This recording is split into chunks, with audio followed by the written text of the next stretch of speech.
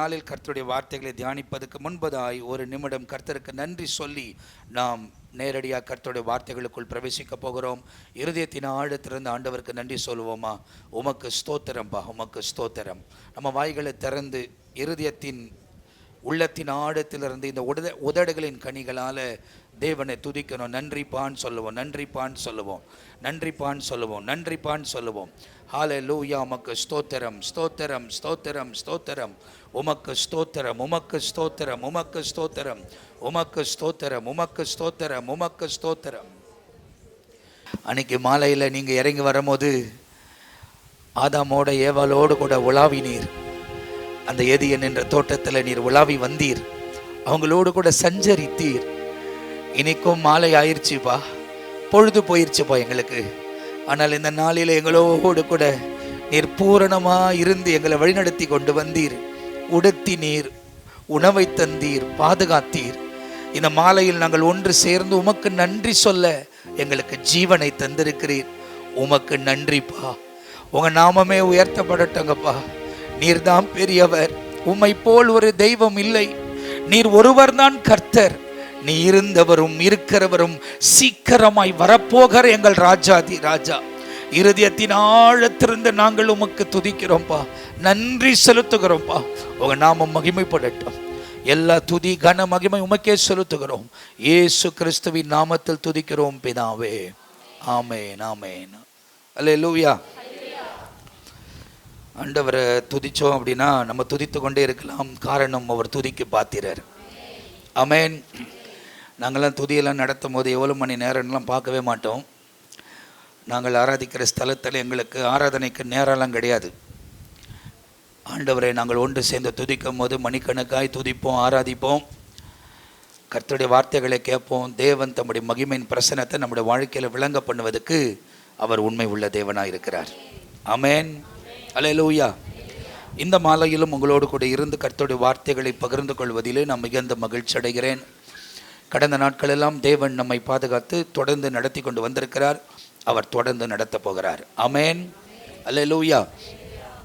இன்றைக்கு நிலவரத்தின்படி அமெரிக்கா தேசத்தில் ஒருவேளை ஜனாதிபதியாய் ட்ரம்ப் அவர்கள் தேர்ந்தெடுக்கப்பட்டிருந்தாலும், ஒருவேளை ஒரு உலக பிரகாரமான ஒரு ராஜா அமெரிக்கா தேசத்துக்கு வந்திருந்தாலும், இனிமே கிறிஸ்தவர்கள் தேவன் பக்கம் திரும்பாவிட்டால் பிரச்சனைகள் தொடர்ச்சியாய் செயல்படும்.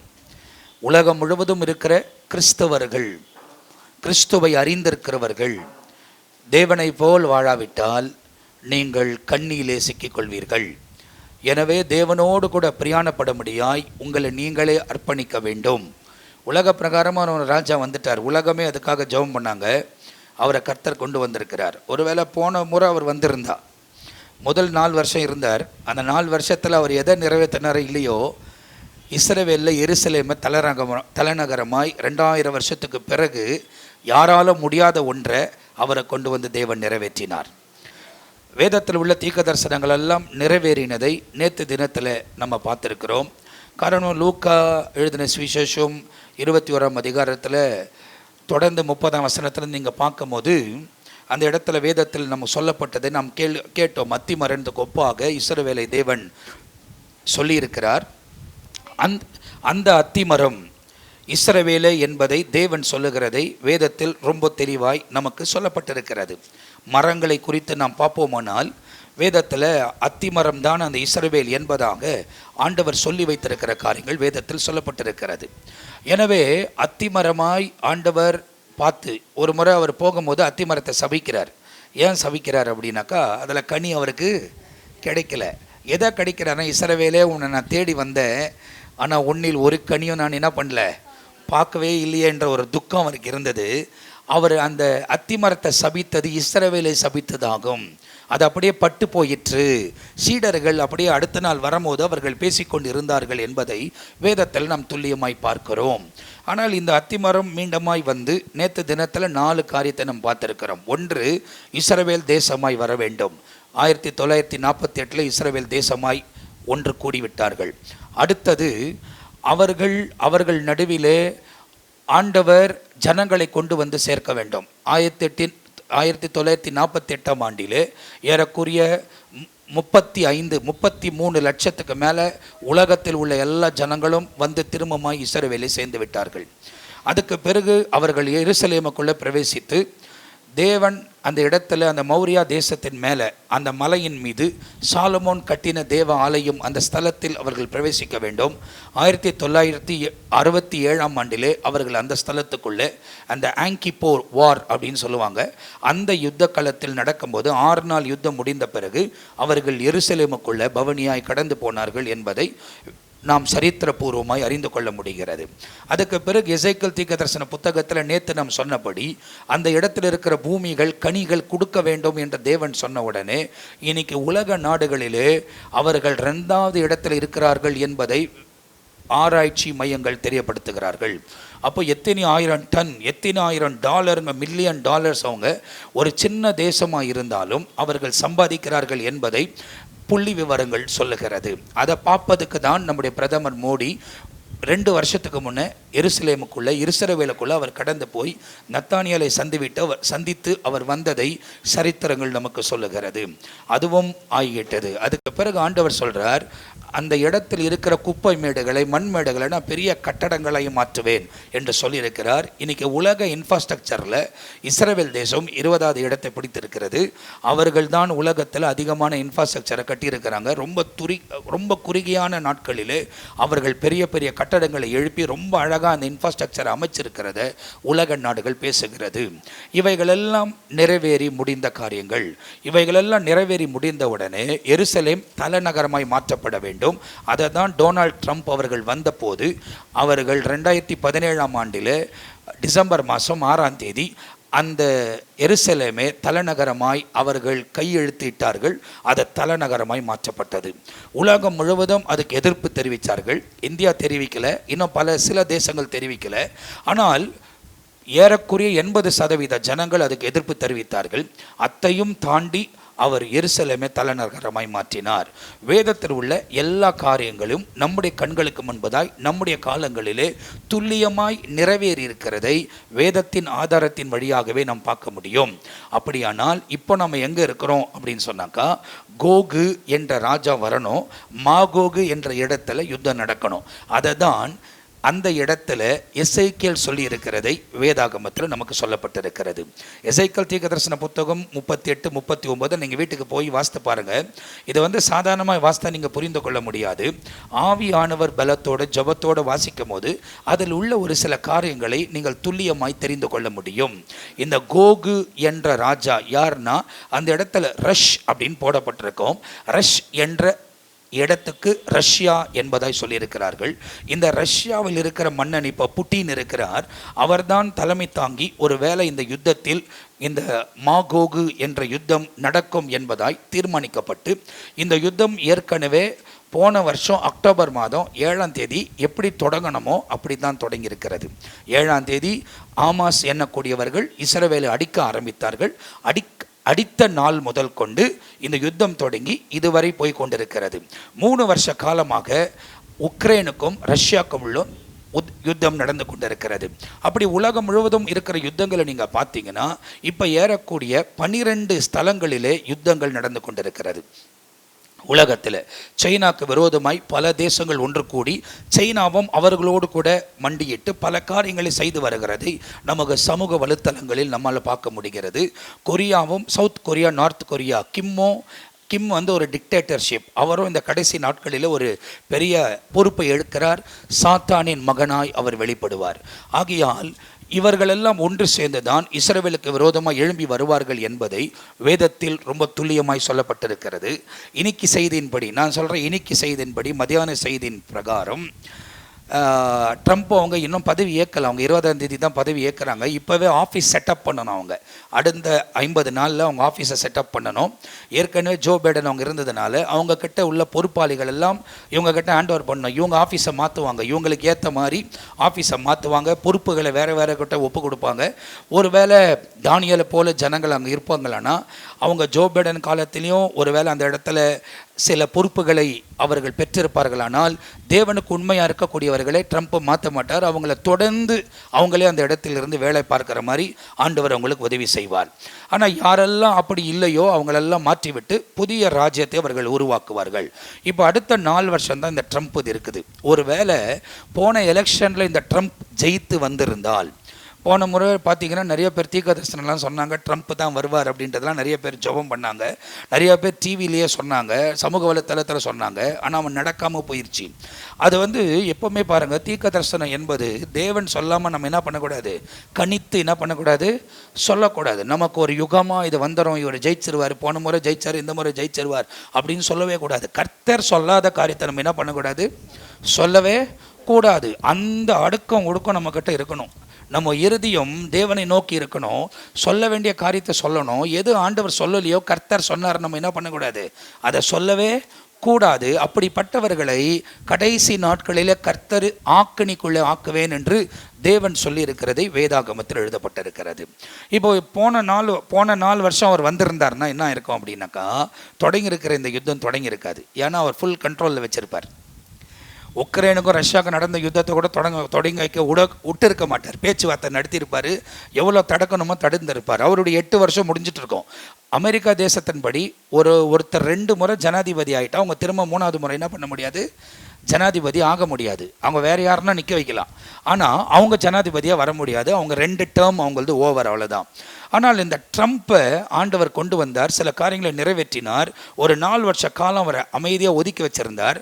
அவர் ஒதுக்கி வச்சிருந்த பிறகு இந்த 4 ஆண்டுகளிலே இந்த யுத்தம் தொடங்கிவிட்டது.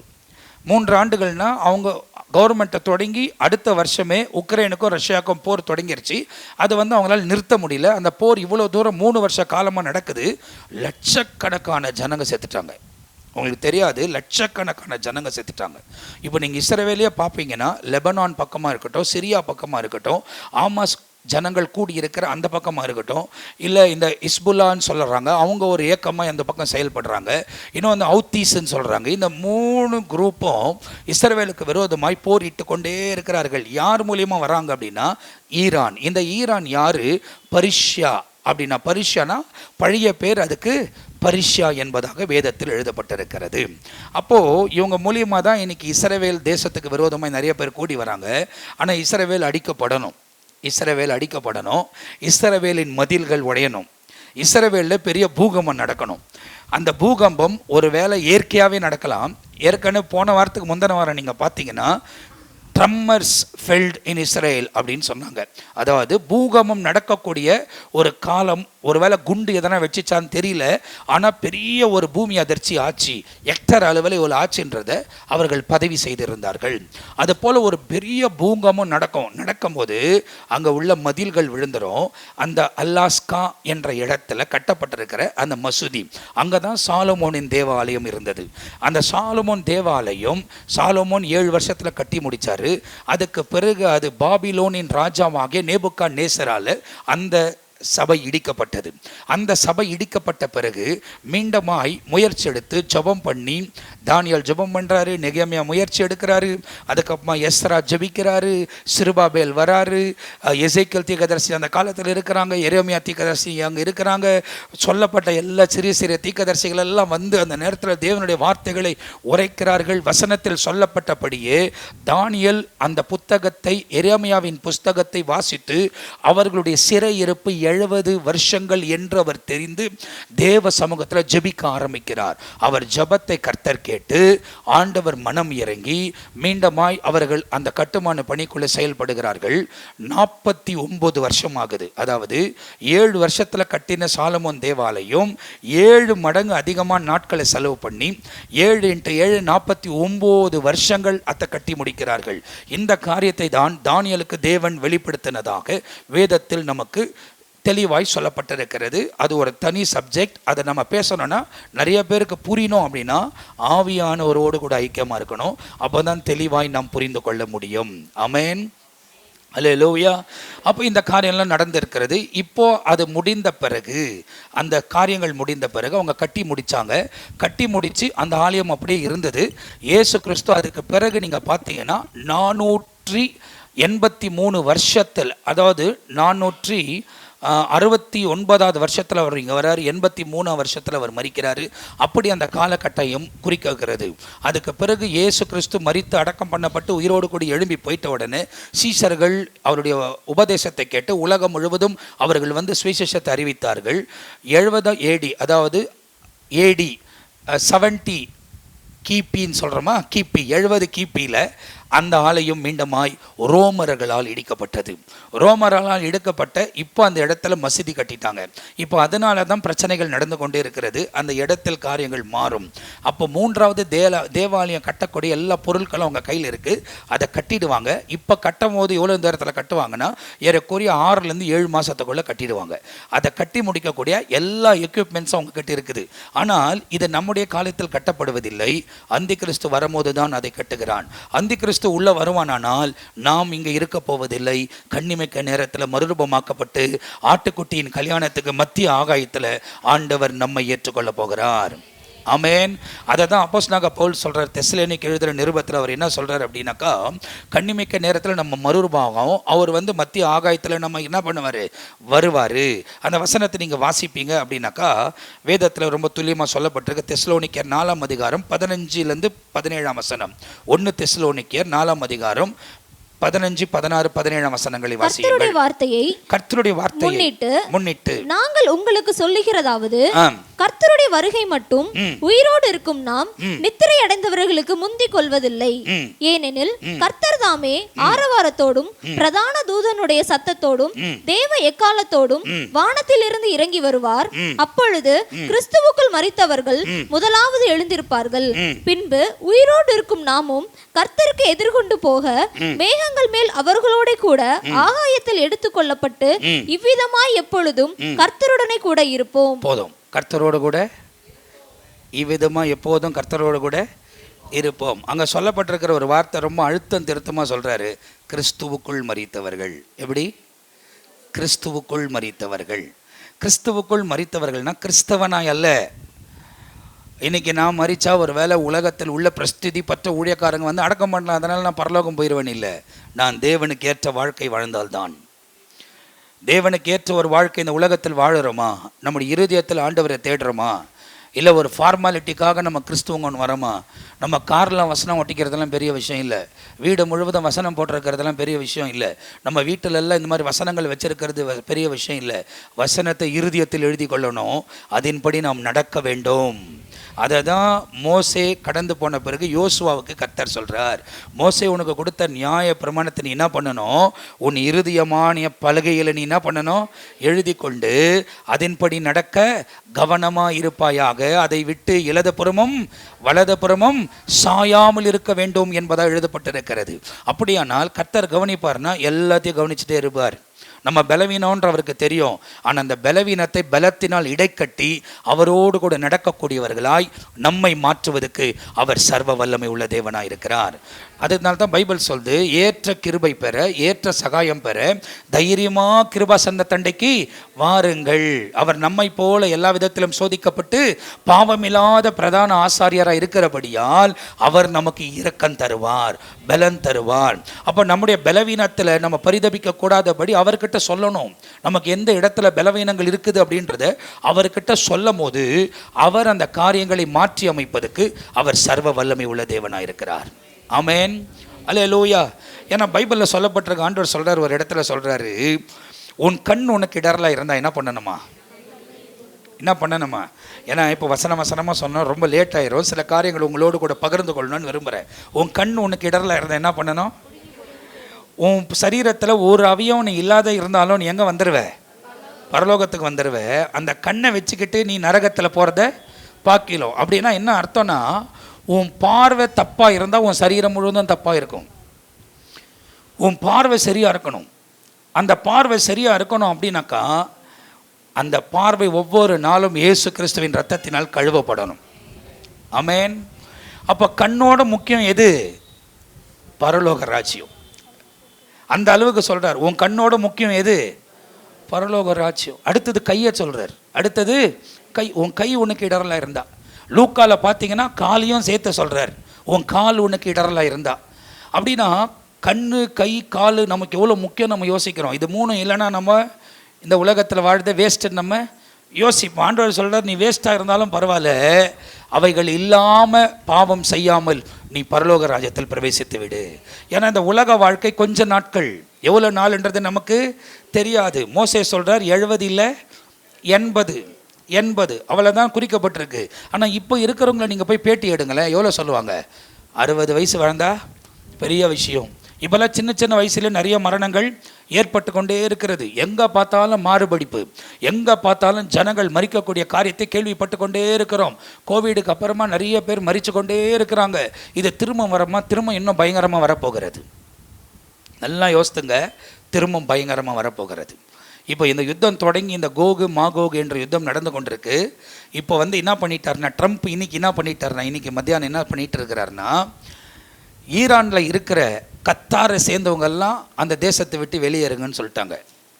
கத்தார் தேசத்தார் வெளியேறிடுங்க.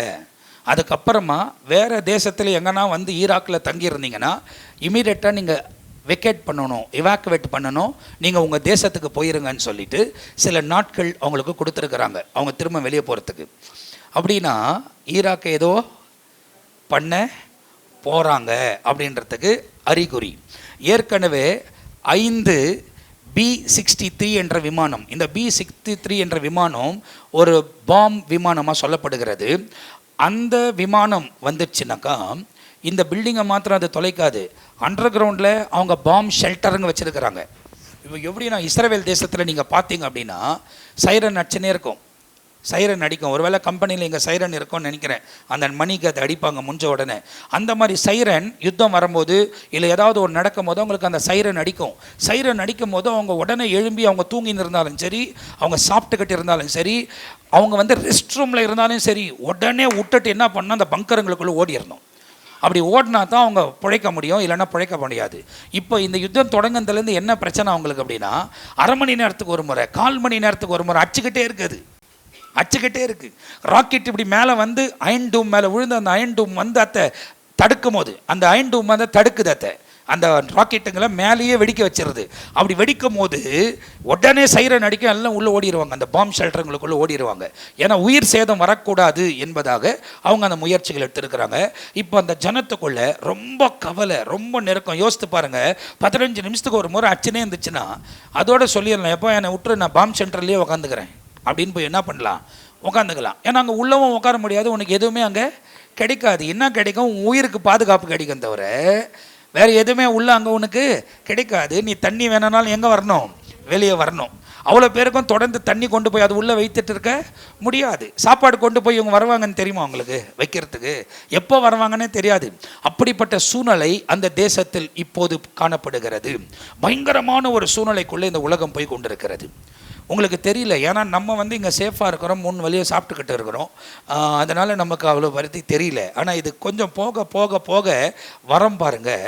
அந்த நேரத்தில் என்ன ஆகுனா, இந்த நியூக்ளியர் வெப்பன் சொல்கிறாங்க, இந்த நியூக்ளியர் வெப்பன் எல்லாம் வெடிக்க ரெடியாக இருக்குது.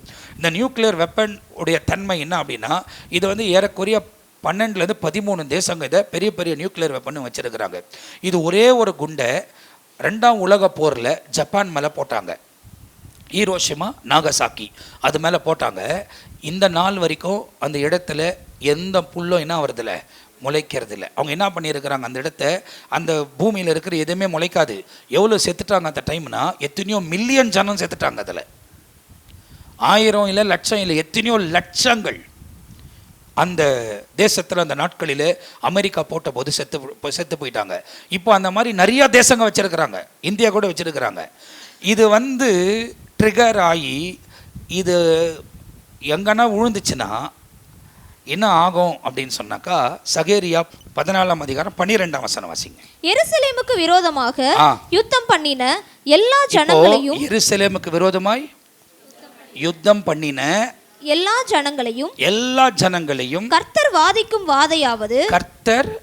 வாதிக்கும் வாதையாவது அவர்கள் கால் ஊன்றி நிற்கையிலும் அவர்களுடைய சரீரம் அழிந்து போகும். என்ன ஆயிடும்? என்ன அழிஞ்சிரும்? சரீரம் அழிஞ்சு போயிடும். என்ன ஆயிரும் அப்படின்னா என்னம்மா சொல்றாங்க, நீங்க கால் ஊன்றி நிற்கும் போது இந்த நியூக்ளியர் வெப்பன் இருக்கு தெரியுமா, இது மற்ற தேசத்துலேயும் ஊழலாம், நம்ம தேசத்துலேயும் ஊழலாம் சொல்ல முடியாது. காற்றுல வரும். என்ன வரும்? காற்றுல வரும். அது விழுந்து வெடித்த உடனே அது இருக்கக்கூடிய பல கிலோமீட்டர் வந்து செயலற்று போயிடும். பெரிய பூமி அதிர்ச்சி ஆகி எல்லா கட்டடமும் கீழே விழுந்துடும். அங்கே இருக்கிற ஜனங்கள் உடனே செத்துருவாங்க. இது விழுந்த 2 நிமிஷத்தில் அத்தனை பேரும் காலியாயிருவாங்க. ஆனால் அதுக்குள்ளே இருக்கிற அந்த காந்த சக்தியின் அந்த புகைகள் காற்றோடு சேர்ந்து வந்தபோது அது எத்தனையோ கடலை தாண்டி வரோன்றதா சொல்லப்பட்டிருக்கு. அந்த காற்றுல வரக்கூடிய இந்த மருந்து, இப்போது வியாதிகள் காற்றுல வரக்கூடியது இருக்குது. அது வந்தபோது அதை மோந்தாங்கன்னு வைங்க. அத்தை, நீங்கள் எவ்வளோ நாள் போய் ஆக்சிஜன் வாங்கி வைக்க முடியுமா? ஆக்சிஜன் COVID-19 எவ்வளோ விலைக்கு விற்றாங்க பார்த்தீங்களா? அப்போ அந்த ஆக்சிஜனை வாங்கி வச்சு நீங்கள் வீட்டில் உட்காந்து இருக்க முடியுமா? எவ்வளோ வாங்குவீங்க யோசித்து பாருங்கள். இப்போ அந்த சுவாசத்தை எடுத்த உடனே அவங்க சரீரம் அழுகி போகும். அழுகி போகணும் எப்படின்னா, அதை மோந்துட்டிங்கன்னா அடுத்த 1 மணி நேரம் 2 மணி நேரத்தில் உங்கள் சரீரம் தோல் உரிய ஆரம்பிச்சிடும். இது என்னான்றது இப்படி பண்ணிங்கன்னா அந்த தோல் அப்படியே உறிஞ்சி வந்துடும். தோல் அப்படியே உறிஞ்சி வந்துடும். சரீரம் கெட்டு போகும். சரீரம் இப்போ தக்காளி பார்த்தீங்கன்னா அழுகிட்ட எப்படி ஆகிடுது அது மேலே இருக்கிற தோல், அந்த மாதிரி நம்ம மேலே இருக்கிற தோல் ஆயிரும். அடுத்தது அவர்கள் கண்கள் தங்கள் குழிகளிலே கெட்டு போகும். குழிகளிலே கெட்டு போகும். எப்படி இருக்கும் பாருங்க, கெட்டு போயிருச்சுன்னா கண் கெட்டு போகும். அவர்களுடைய நாவு அவர்கள் வாயிலே அழுகி போகும். வாயிலே என்ன ஆயிரும்? இதுதான் வரப்போகுது. இதெல்லாம் தான் உலகத்துக்குள்ளே வரப்போகுது. அந்த நியூக்ளியர் வெப்பனுங்க வெடிக்க ஆரம்பிச்சிட்டாங்கன்னா இதெல்லாம் உள்ளே வரப்போகுது. இப்போ அந்த தேசத்தில் உள்ளவங்களே வெளியே போங்கன்னு சொல்கிறாங்க. அந்த தேசத்தை அடிக்கிறாங்க. Okay, right. ஈராக் அடிக்கிறாங்க. ஈராக் அடிச்சா ஈராக்கோடு இருக்கிற மொத்த தேசமும் ரஷ்யாவும் சேர்ந்து இஸ்ரேலை தாக்க வருவாங்க. இந்த அமெரிக்கா தேசத்தினால் இந்த இஸ்ரேல் கைவிடப்படும். எல்லாராலும் கைவிட்டுப்படும். ஏன்னா பைபிள் சொல்லுது, இவர்கள் எல்லாராலும் கைவிடப்படுவார்கள், அடிக்கப்படும். அடிக்கப்பட்ட போது அவங்க வந்து ஆண்டவரை நோக்கி கூப்பிடுவாங்க. வேற உதவியே இல்லைன்ற மாதிரி அவங்க என்ன பண்ணுவாங்க? இப்போ ஆண்டவரை நோக்கி கூப்பிடுவாங்க. திருசபை ஆண்டவர் எடுத்துக்கொள்ளுவார். அவர்களை சமாதானப்படுத்துறதுக்கு அந்தி கிறிஸ்து வெளிப்படுவான். எனவே இதெல்லாம் ரொம்ப கண்ணுக்கான தூரத்திலே இருக்குது. இந்த யுத்தம் வலும் பெறும். எவ்வளோ அடுத்த 7 வருஷம் இந்த யுத்தம் நடக்கிறதுக்கு வாய்ப்பு இருக்குது. ஏன்னா 2ஆம் உலக யுத்தம் 7 வருஷம் நடந்திருக்கு. இப்போ 3 வருஷம் ஆல்ரெடி ஆயிடுச்சு யுத்தங்கள் தொடங்கி. இந்த யுத்தம் தொடங்கி ஏறக்குறைய 14 மாதம். அவன் 7ஆம் தேதியோட 14ஆம் மாதம். இன்றைக்கி நம்ம 9ஆம் தேதியில் நிற்கிறோம். 14 மாதம் 2 நாள் ஆயிருக்கு. தொடர்ச்சியாக முன்னேறி கடந்து போய் கொண்டிருக்கிறோம். பயங்கரமான சூழ்நிலை உலகத்தில் காணப்படுகிறது. இப்போது அடுத்தது என்னன்ற மாதிரி எல்லாமே யோசித்துக்கிட்டு ஒரு மாதிரி குழப்பத்திலே உட்காந்துருக்கிறாங்க. ஏன்னா பணம் காப்பாற்றாது, பொருள் காப்பாற்றாது, மருத்துவம் காப்பாற்ற முடியாது, எதுவுமே காப்பாற்ற முடியாது. காரணம், கர்த்தர் இவைகளை உலகத்தில் அனுமதிக்கிறார். ஆனால் இப்படியெல்லாம் நடக்கிற காரியங்கள் இதெல்லாம் ரொம்ப அதிகமாகிற அந்த நேரத்தில் தன்னுடைய பிள்ளைகளை தன்னோடு கூட இணைத்துக் கொள்வதற்கு தான் ஆண்டவர் மேகத்தின் நடுவில் வருகிறார். ஆமென், அல்லேலூயா. அப்போ முதல் ஏன் இதெல்லாம் நடக்குது அப்படின்னா ஒரு ப்ரீஃபான காரியத்தை உங்களுக்கு நான் சொல்ல விரும்புகிறேன். பாருங்கள், ஆதி ஆகமத்தில் ஆண்டவர் சொல்கிறாரு, ஆதியில் வானமும் பூமியும் சிருஷ்டிக்கப்பட்டது. 2ஆம் வசனம் என்ன சொல்லுது அப்படின்னாக்கா, பூமியானது ஒழுங்கினாவும் வெறுமையாகவும் இருந்தது. அப்படின்னா இந்த 2 வசனத்துக்குள்ள ஒரு காரியம், ஒரு சம்பவம் நடக்குது. அந்த சம்பவம் நீங்கள் பார்ப்பீங்க அப்படின்னு சொன்னாக்கா, சாத்தான் வந்து எல்லாவற்றையும் நாசனம் பண்ணுறான். ஏன் அப்படின்னா அவன் தள்ளப்பட்டான். அவன் என்ன ஆயிட்டான்? தள்ளப்பட்டான். ஏன் சாத்தான் தள்ளப்பட்டான்? இப்போ நம்ம என்ன யோசிக்கிறோன்னா, சாத்தான் வந்து கொம்பு அப்படியே வச்சுருப்பான், பார்க்குறதுக்கு விகாரமாக இருப்பான், அவன் பல்லுகளெல்லாம் இவ்வளோ தூரம் இருக்கும் அப்படின்றத ஒரு தோற்றம் நம்ம கொடுத்துட்டோம். இல்லை, அவன் அழகாய் படைக்கப்பட்டவன், அவன் அழகாக சிருஷ்டிக்கப்பட்டவன். நான் சொல்கிறேன் பாருங்கள், சாத்தான் நேரடியாக நீங்கள் பார்த்தீங்கன்னாக்கா அவன் ஒரு தேவதூதன். புரியுதா? 3 பிரதான தூதனை ஆண்டவர் உருவாக்கினார். 1 லூசிஃபர், 2வது மைக்கேல், 3வது கேப்ரியல். மைக்கேல், கேப்ரியல் இன்னும் ஆண்டவரோடவே இருக்கிறாங்க. ஆனால் இவன் தள்ளப்பட்டான். இவன் ஏன் தள்ளப்பட்டான் அப்படின்னா குற்றம் கண்டுபிடிக்கப்பட்டான். இதை நம்ம எங்கே வாசிக்க முடியும் அப்படின்னா, எசேக்கியேல் தீர்க்கதரிசன புத்தகத்தில் நீங்கள் எடுத்து என்னோட கூட வாசிங்க. அப்போ சில காரியத்தை இவனை குறித்து இந்த நாளில் தெரிந்து கொள்ளப் போகிறீர்கள். எசேக்கியேல் தீர்க்கதரிசன புத்தகம் 28ஆம் அதிகாரம் 11ஆம் வசனம் முதல் கொண்டு நாம் வாசிக்க கேட்க போகிறோம். வாசிங்க. பின்னும் கர்த்தருடைய வார்த்தை எனக்கு உண்டாகி, அவர் மனுபுத்திரனே, நீ தீரு ராஜாவை குறித்து புலம்பி அவனை நோக்கி, கர்த்தராகி ஆண்டவர் உரைக்கிறது என்னவென்றால், நீ விசித்திரமாய் செய்யப்பட்ட, எப்படி? நீ விசித்திரமாய் செய்யப்பட்ட முத்திரை மோதிரம். அவன் யாரு? அவன் யாரு? விசித்திரமா செய்யப்பட்ட முத்திரை மோந்திரம். புரியுதா? அவன் விசித்திரமா செய்யப்பட்ட, சாத்தான் ஆர்டினரி ஆள் கிடையாது. அவன் விசித்திரமா செய்யப்பட்ட முத்திரை மோந்திரம். அடுத்தது, நீ ஞானத்தால் நிறைந்தவன். எப்படி நிறைந்தவன்? அவனுக்கு ஞானம் இருக்குதான், நிறைய இருக்குது. அதனால தான் யாரை எப்படி தேவனை விட்டு பிரிக்கணுன்றத அவன் பயன்படுத்தி கொண்டே இருக்கிறான். ஏன் சாத்தான் பிரிக்கிறான் தெரியுமா? நம்மளை அவன் தள்ளப்பட்டான். அவனுக்கு ஆக்கினி தீர்ப்பு கொடுக்கப்பட்டிருக்கு. அவன் மீட்பே இல்லை. அவனுக்கு என்ன இல்லை? மீட்பு இல்லை. மனுஷன் ஆண்டவர் படித்தார், நமக்கு மீட்பை கர்த்தர் கொடுத்துட்டார். என்ன மீட்பு? உனக்காக ரத்தம் சிந்தப்பட்டார், அந்த ரத்தத்தினால நீ மீட்கப்படுவாய். சாத்தானுக்கு அப்படி ஒரு மீட்பு இல்லை. இப்போ அவனுக்கு நம்ம மேலே கோவம். என்ன கோவம் அப்படின்னாக்கா, எனக்கு மீட்பு இல்லை, இவங்களுக்கு என்ன பண்ணிட்டாரு? மீட்பை கொடுத்துட்டாரு. இவன் மீட்கப்படக்கூடாதுன்னா இவன் என்ன பண்ணணும்? என்னை போல் அவருக்கு விரோதமான காரியத்தை செய்யணும். என்னை போல விரோதம். நான் என்ன செஞ்சேன்? நான் பெருமைப்பட்டேன், இவங்களும் பெருமைப்பட்டாங்க அப்படின்னா இவங்களும் எங்கே போக முடியாது? அவருடைய சமூகத்துக்கு போக முடியாது. அவன் நம்மை குறித்து குற்றம் சாட்டுகிறவன். நீங்கள் நல்லா நீங்கள் போக போக ஒவ்வொரு வசனத்தை வாசிக்கும் போது நீங்கள் தெரிந்து கொள்வீர்கள். எனவே அவன் அழகான ரூபம் படித்தவன், ஒரு முத்திர மோந்தரமாய் படிக்கப்பட்டவன், ஞானம் உள்ளவன். எப்படி? ஞானம் உள்ளவன். அடுத்தது, பூரண அழகுள்ளவன். எப்படி? பூரண அழகுள்ளவன். அவனை பற்றி பைபிள் சொல்லுது, அவன் எப்படியா?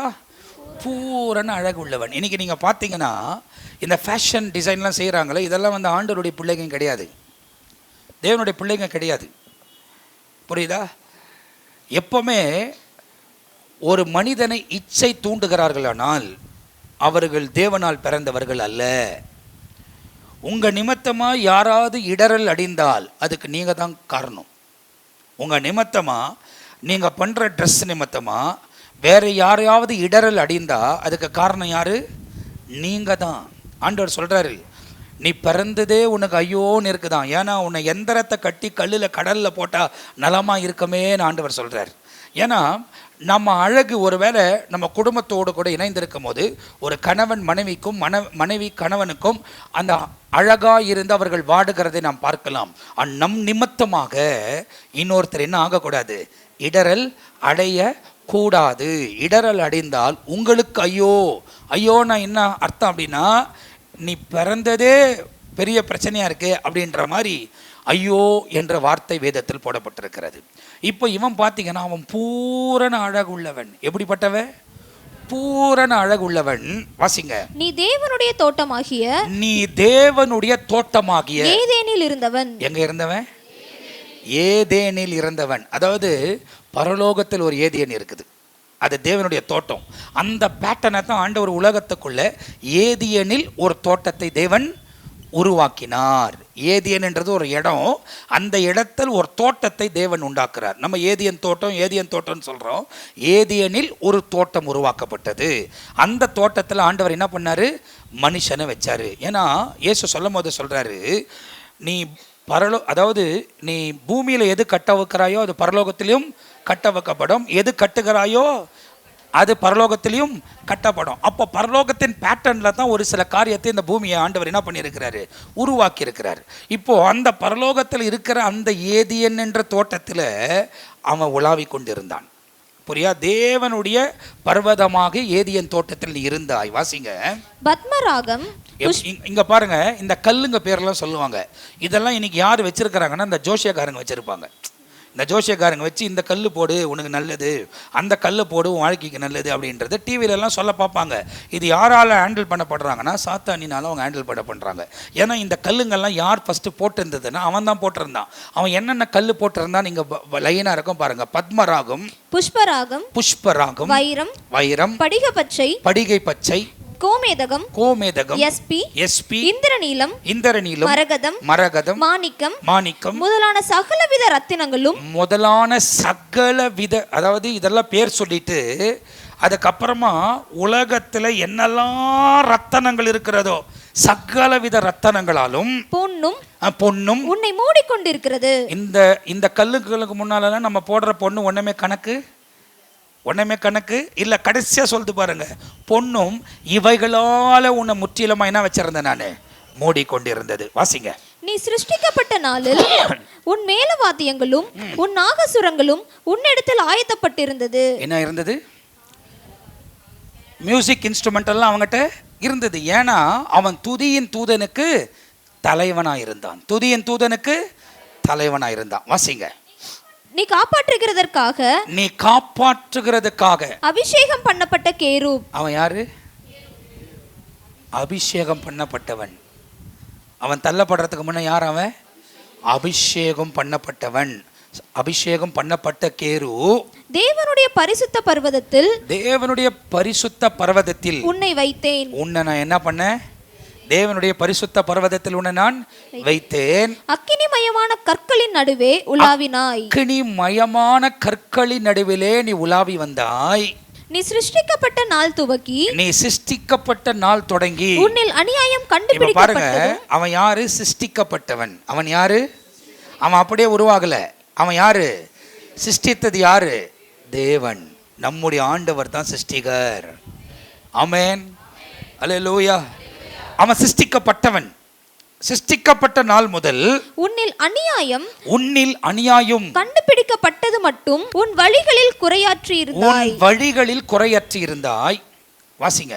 உன் வியாபாரத்தின் மிகுதியினால் உன் கொடுமை அதிகரித்து நீ பாவம் செய்தாய். ஆகையால் நான் உன்னை தேவனுடைய பர்வதத்திலிருந்து ஆகாதவன் என்று தள்ளி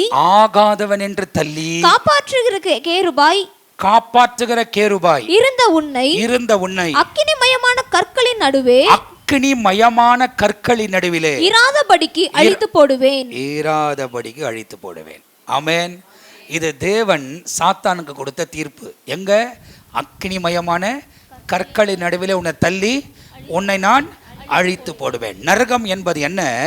அக்கினியும் கந்தகமும் எரிகிற ஒரு இடம். அங்க புழுகு சாகாது. நெருப்பு இருக்கும், ஆனால் என்ன ஆகாது? புழுகு சாகாது. அப்போ ஆண்டவர் இவைகள் எல்லாம் நமக்கு முன்ன இயேசு பயம்புறுத்த வரல. இயேசு சொல்லும் போது நிறைய சொல்லுவார். அதாவது ஆடுகளையும் செம்மறி ஆட்டையும் வெள்ளையாட்டை நான் என்ன பண்ணுவேன்? பிரிப்பேன். ஒருவரை பிதாவின் சந்தோஷத்துக்குள்ள பிரவேசிக்க வைப்பேன், இன்னொருத்தர் எங்க தள்ளுவேன்? அக்கினியும் பற்கடிப்பும் நிறைந்த இடத்துல நான் என்ன பண்ணுவேன்?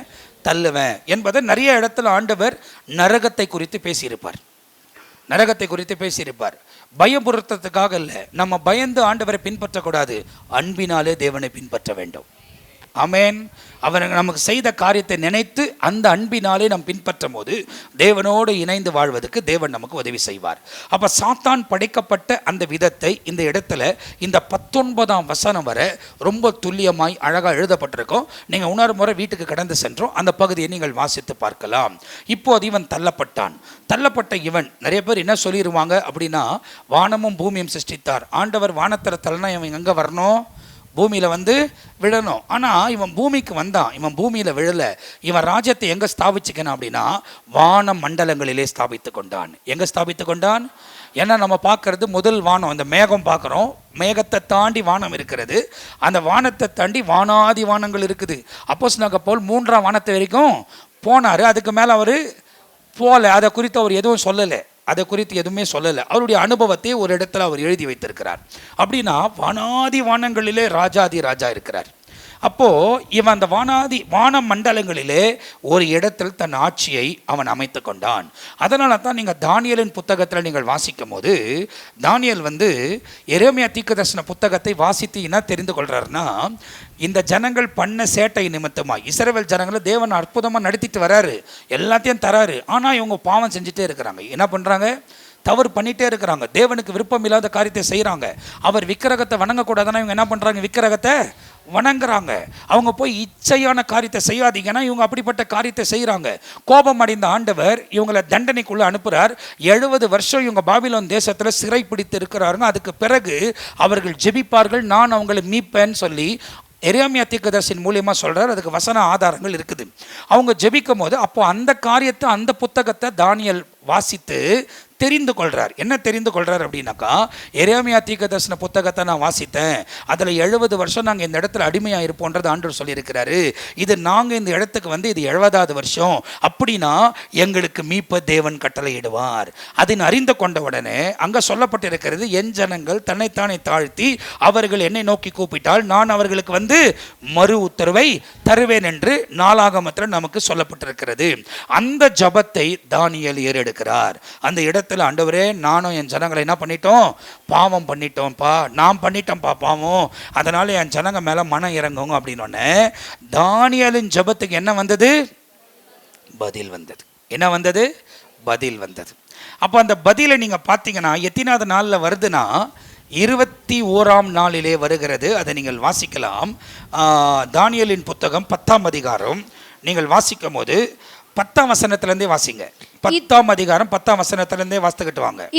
இதோ ஒருவன் கை என்னை தொட்டு என் முழங்கால்களும், ஒருவன் கை என்னை தொட்டு என் முழங்கால்களும், என் முழங்கால்களும், என் உள்ளங்கைகளும், என் உள்ளங்கைகளும் தரையை ஊன்றி இருக்க, தரையில் ஊன்றி இருக்க. அப்படின்னா என்ன அர்த்தம்? அவன் எப்படி ஜெபம் பண்றான்? எப்படி ஜெபம்? அப்படி இப்போ கையை கீழே வச்சுட்டு முழங்காலம் போட்டிருக்கிறார், கையும் கீழே வச்சிருக்கிறார். நம்ம தான் நிமிர்ந்தா உட்கார முடியல, உட்காரந்தான் நிமிர முடியல. நின்று கொஞ்ச நேரம் ஆராதிங்கன்னா நம்மளால் என்ன பண்ண முடியல, ஆராதிக்க முடியல. ஆனால் ஆராதனை எப்படி தெரியுமா பண்ணணும்? நம்ம ஆராதனை எப்படி தெரியுமா பண்ணணும்? எல்லாருமே வழக்கமாக நாங்கள் பண்ணுறோம். ஏன்னா ஆண்டவர் எனக்கு இதெல்லாம் கண்களை திறந்த உடனே வேதத்தின் படி எங்கள் வாழ்க்கையை நாங்கள் மாற்றிக்க எங்களை ஒப்பு கொடுத்துருக்குறோம். எப்படி பண்ணணும் ஆராதனை அப்படின்னா, தேவனை பணிந்து என்ன பண்ணணும்? தொழுது கொள்ளணும். எப்படி தொழுது கொள்ளணும் அப்படின்னா, இங்கே பாருங்க, இப்படி நல்லா அப்படி முட்டி போட்டு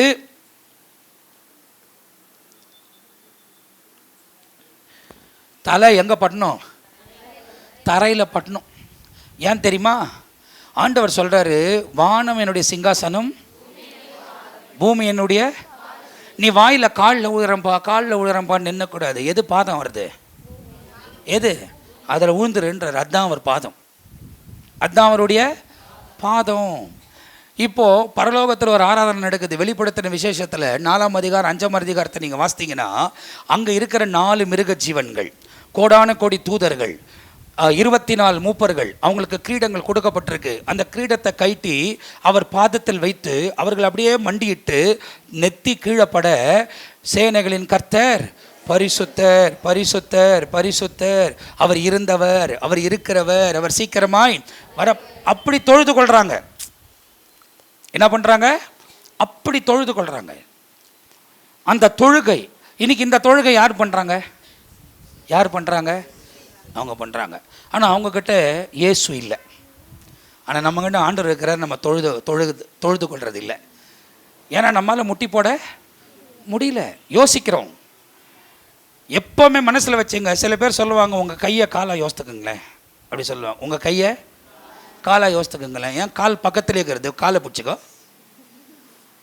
கால் பக்கத்தில் தானே இருக்குது, கைக்கும் காலுக்கு ரொம்ப தூரமாக இருக்குது. என்னன்னா குனிறது கஷ்டம். இப்படி நம்மளால் அப்படி முடுறதில்ல. ஆனால் அந்த பழக்கத்துக்கு நீங்கள் வரணும். ஒரு வேளை சர்ச்சுக்கு வந்தால் உங்களுக்கு அந்த வாய்ப்பு கிடைக்குமா என்னான்னு தெரியாது. ஏன்னா இடத்தின் காரணத்தின் நிமித்தமாய், இல்லை சேரங்க போட்டிருக்கிறது நிமித்தமாக. ஆனால் எங்கள் ஸ்தலத்தில் நாங்கள் ஆராதிக்கும் போது எவ்வளோ பாஸ்டர்ஸ் எங்களோட கூட சேர்ந்தாலும் கொஞ்சம் நேரம் அப்படி தொழுது கொண்டு தான் அதுக்கப்புறமா நின்று நாங்கள் ஆராதிப்போம். ஏன்னா தேவனை தொழுது கொள்ள வேண்டிய முறை வேதத்தில் நமக்கு சொல்லப்பட்டிருக்கு. உங்கள் வீட்டில் நீங்கள் ஜபிக்கும் போது அப்படியே உங்கள் நெத்தி கீழே பட, காலில் வந்து உங்களுக்கு காயமாவதோ இல்லையோ உங்கள் நெத்தியில் மார்க் விழுந்திருக்கணும். காரணம், அவர் பாதப்படியில் நான் மண்டியிட்டு நான் ஜபம் பண்ணுகிறேன் என்ற ஒரு அடையாளம் நமக்கு எப்பவுமே இருக்கணும். ஆமேன், அல்லேலூயா. அந்த பழக்கத்துக்குள்ளே நீங்கள் வரணும். தேவனை தொழுது கொள்ளுகிற அந்த பழக்கத்துக்குள்ளே நீங்கள் வரணும். அவர் பாதம் என்ற இந்த பூமியை நீங்கள் பிடித்து அழணும், ஜபிக்கணும். கர்த்தர் தம்முடைய மகிமையின் பிரசன்னத்தை உங்கள் வாழ்க்கையில் விளங்க பண்ணி வழிநடத்துவதற்கு அவர் சர்வ வல்லமை உள்ள தேவனாக இருக்கிறார். ஆமேன், அல்லேலூயா. அப்போது இந்த சாத்தான் என்பவன், இவன் ஆராதிக்கக்கூடியவன். இப்போ தானியேலை நீங்கள் பார்த்தீங்கன்னாக்கா 2 கையை கீழே வச்சிருக்கிறாரு, முட்டி போட்டிருக்கிறாரு. அவர் பாபிலோனுக்கு வந்து 70 வருஷம் ஆயிடுச்சு. எவ்வளோ வருஷம் ஆயிடுச்சு? அதனால தான் அவர் ஜபிக்கிறாரு. எத்தனை வருஷத்தில் அவர் பிடிச்சின்னு போயிட்டாங்கன்னா, அவருக்கு 16 வருஷம் இருக்கும்போது அவருக்கு பிடிச்சின்னு போயிட்டாங்க. எத்தனை வருஷத்தில்? 16 இயர்ஸ் அவருக்கு இருக்கும்போது அவர் இட்டுன்னு போயிட்டாங்க. அங்கேருந்து எவ்வளோ பேர் இட்டுன்னு போனாங்கன்னா 18,000 பேர் பிடிச்சின்னு போனாங்க. எவ்வளோ பேர்?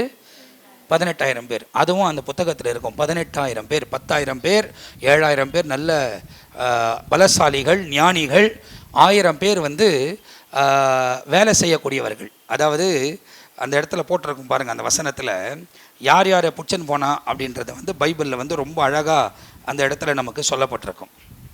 நீங்கள் பார்த்தீங்கன்னா அதெல்லாம் உங்களுக்கு சொல்லிக் கொடுக்கணும்னு விரும்புகிறேன். ஏன்னா நீங்கள் தெளிவாக பைபிளை கற்றுக்கணும். அந்த இடத்துல யார் யார் பிடிச்சிட்டு போனார் அப்படின்னு நான் சொல்கிறேன் பாருங்கள். ராஜாக்களின் புத்தகத்தில் இருக்கும். அது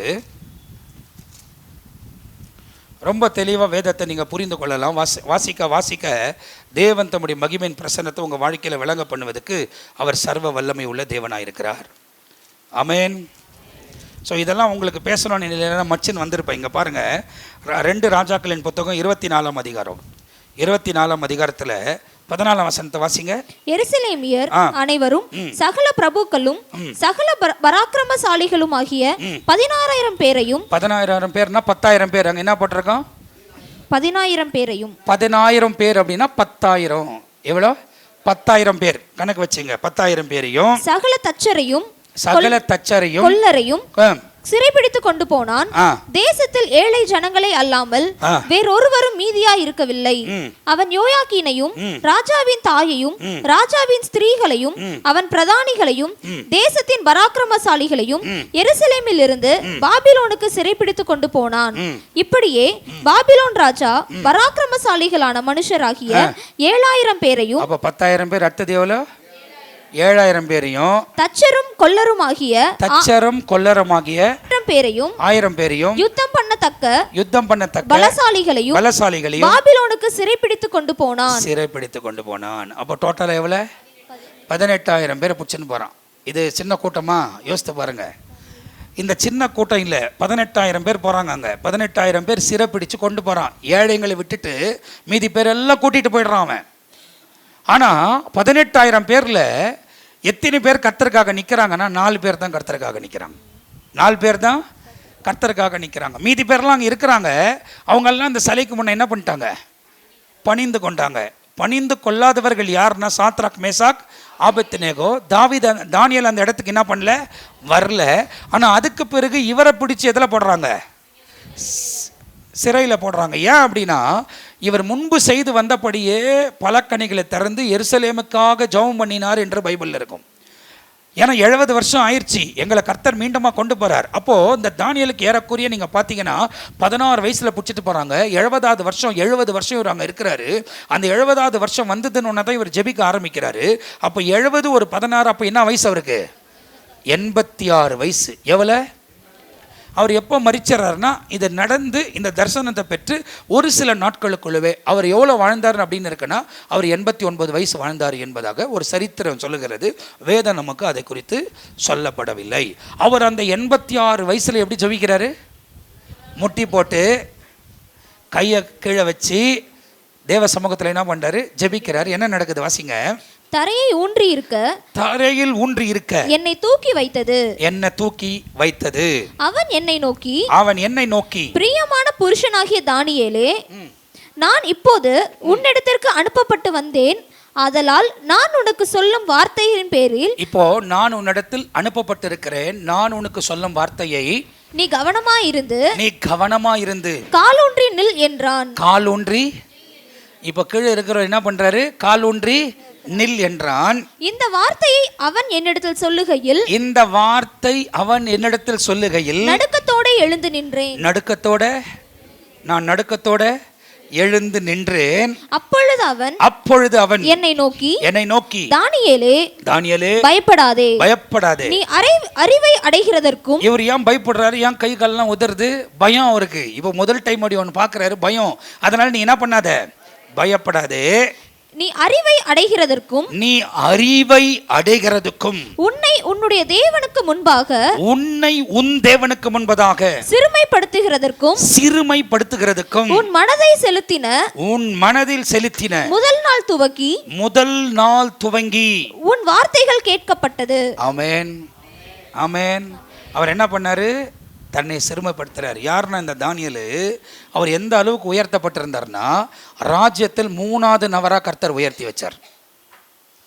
எப்போ சிங்க கபிலிருந்து இவர் காப்பாற்றப்பட்டாரோ தரியு ராஜா காலத்தில். அப்போது தரியு ராஜா அவங்க மகன், இவர் 3வது.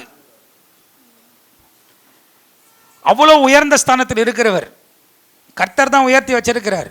ஆனால் தன்னை சிறுமைப்படுத்தி தேவ சமூகத்தில் ஜெபிக்கக்கூடியவராக இருந்தார். இன்னைக்கு நம்ம ஜெபிக்கிறோமா யோசித்து பாருங்க. தேவ சமூகத்தில்